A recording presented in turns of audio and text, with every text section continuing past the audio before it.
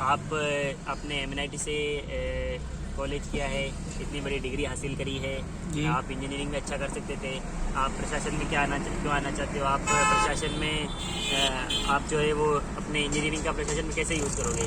तो इसका जवाब मैंने दिया कि इंजीनियरिंग में हमें सीमित संसाधनों का ऑप्टिमम यूज़ करना सिखाया जाता है।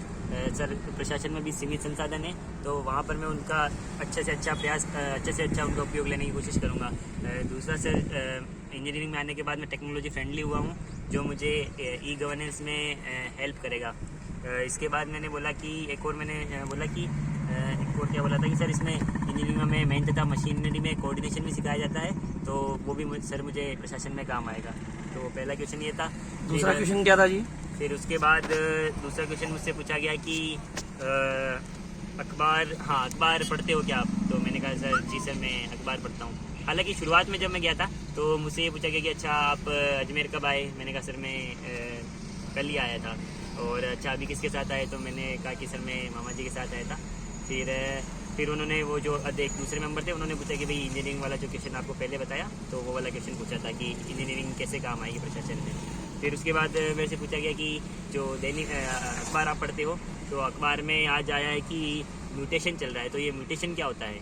तो मैंने कहा कि सर जो वायरस एक शरीर से दूसरे शरीर में जाता है तो वो अपने आप में बदलाव करता है सर, इसे ही म्यूटेशन कहा जाता है। अच्छा फिर जी सर। इसके बाद एक दूसरे मेंबर ने पूछा कि क्या पूछा था उन्होंने कि हाँ राजस्थान में लोक देवता काफ़ी प्रसिद्ध है, तो कुछ लोक देवता के नाम बताइए। तो मैंने कहा सर पाबू जी है, हड़बू जी है, रामदेव जी है, तेजा जी है। तो उन्होंने कहा कि अच्छा ये क्यों फेमस है, राजस्थान में लोक देवता की क्यों मान्यता है? तो यहाँ से थोड़ा मेरा इंटरव्यू डाउन गया। यहाँ पे मैंने कहा कि सर उन्होंने समाज के लिए काम किया था, सामाजिक उत्थान के लिए काम किया था, तो इसीलिए उन्हें पूछा जाता है। तो उन्होंने कहा कि अच्छा इसीलिए पूछा जाता है, और भी कुछ है? तो मैंने कहा कि सर उन्होंने धार्मिक उत्थान के लिए भी काम किया था। तो यहाँ पर थोड़ा मैं फंस गया। तो फिर उन्होंने पूछा अच्छा धार्मिक उत्थान और लोक उत्थान एक ही है या अलग अलग है? तो यहाँ पे अब मुझे याद नहीं आ रहा कि मैंने क्या जवाब दिया, लेकिन कैसे न करके कुछ जवाब दे दिया था। फिर उन्होंने पूछा कि अच्छा स्वामी दयानंद सरस्वती जी जो है क्या पूछा था हाँ जी। फिर स्वामी दयानंद सरस्वती जी से मेरा क्वेश्चन पूछा गया था कि उन्होंने क्या किया, लोक उत्थान किया या धार्मिक उत्थान किया? तो मैंने कहा कि सर उन्होंने दोनों काम किए हैं। उन्होंने वेदों का प्रचार प्रसार किया, इस प्रकार उन्होंने धार्मिक उत्थान किया, तथा उन्होंने समाज को सामाजिक बुराइयों से दूर रहने की प्रेरणा दी। तो इस प्रकार उन्होंने जो है वो सामाजिक उत्थान किया। फिर मेरे से ये पूछा गया था कि अच्छा आप बांसवाड़ा के कौन से क्षेत्र से संबंधित हो?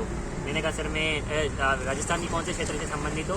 तो फिर मैंने कहा कि सर मैं बांसवाड़ा जिले से सर मैं आता हूँ। तो उन्होंने कहा उदयपुर डिवीज़न। मैंने कहा सर जी सर। फिर उन्होंने कहा अच्छा वहाँ पर आपके कौन से फॉरेस्ट पाए जाते हैं? वेरी डेंस फॉरेस्ट पाए जाते हैं, वेरी डेंस फॉरेस्ट पाए जाते हैं, तो कौन से पाए जाते हैं? तो हालांकि इसकी जानकारी नहीं है, शान लड़ने लगे तो बने तो करने लगे। तो मैंने कहा कि सर जो केवड़ा की नाल क्षेत्र है वहाँ पर मैं गया हुआ था, तो मुझे पता था। तो मैंने कहा कि सर केवड़ा की नाल क्षेत्र जो है वो डेंस फॉरेस्ट है। तो उन्होंने कहा अच्छा ये बीड़ी कौन से पत्ते से बनती है? तो मैंने कहा सर तेंदुआ के पत्ते से बनती है। तो उन्होंने कहा सर तेंदु पत्ता है या तेंदुआ पत्ता है? तो मैंने थोड़ी सी माफ़ी मांगी, सर माफ़ी चाहता हूँ सर तेंदु पत्ते हैं। तो ये किस क्षेत्र में पाए जाते हैं? तो मैंने कहा कि सर ये प्रतापगढ़ क्षेत्र में पाए जाते हैं। शायद मेरे हिसाब से ये सही आंसर होना चाहिए, बाकी इसको एक बार देखना पड़ेगा मेरे को। तो फिर इसके बाद उन्होंने पूछा कि अच्छा आपके यहाँ पे एक लाल लाल कलर का भी फूल मिलता है, तो वो कौन सा फूल है?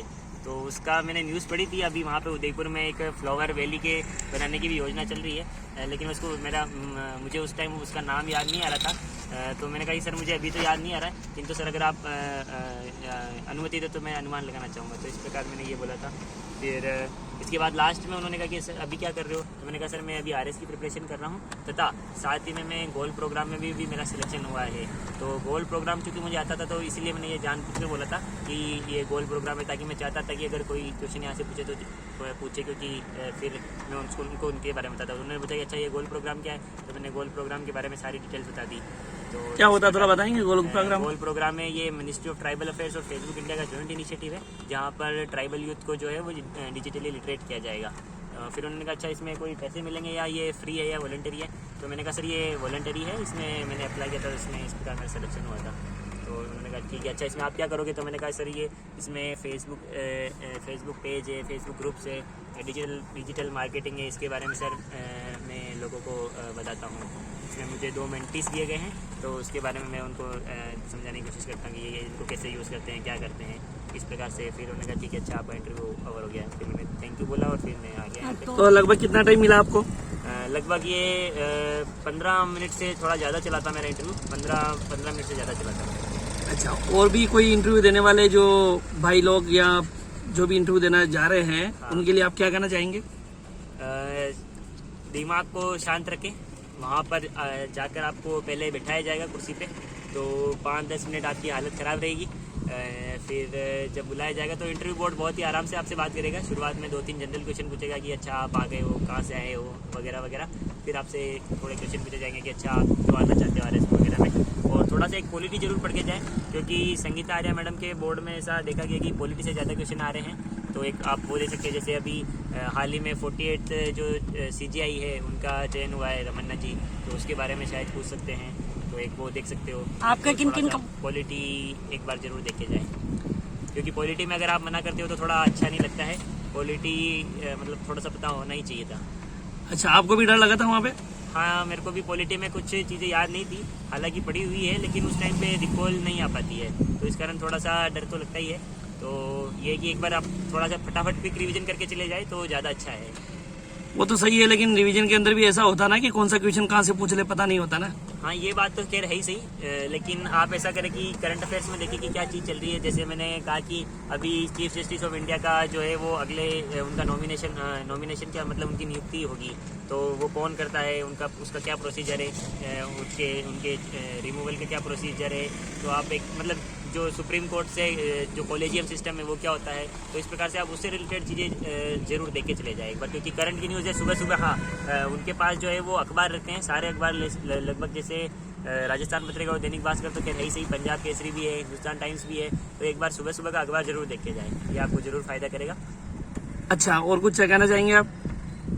और तो ये है कि डॉक्यूमेंट जो है, डॉक्यूमेंट के 2 सेट मांगे जा रहे हैं, तो 2 फोटोकॉपी करा लीजिए आप, और थोड़ी फोटो है 10-12 लेके जाए तो सही रहेगा। क्योंकि फिर डॉक्यूमेंट में अगर कुछ होता है तो वहाँ पर आपको लगेगा कि अरे यार मैं तो ये भी भूल गया, मैं तो ये भी भूल गया, तो वो समस्या नहीं आए तो ज़्यादा। कुल मिला के मतलब कि इंसान को धीरज की जरूरत है, धैर्य से वो काम करे। हाँ, मतलब वहाँ पे शुरुआत में जाने पे डर तो लगेगा ही सही, थोड़ा सा लगेगा कि भाई क्या पूछेंगे, ये सबके साथ भी होता है, मेरे साथ भी हुआ ही था।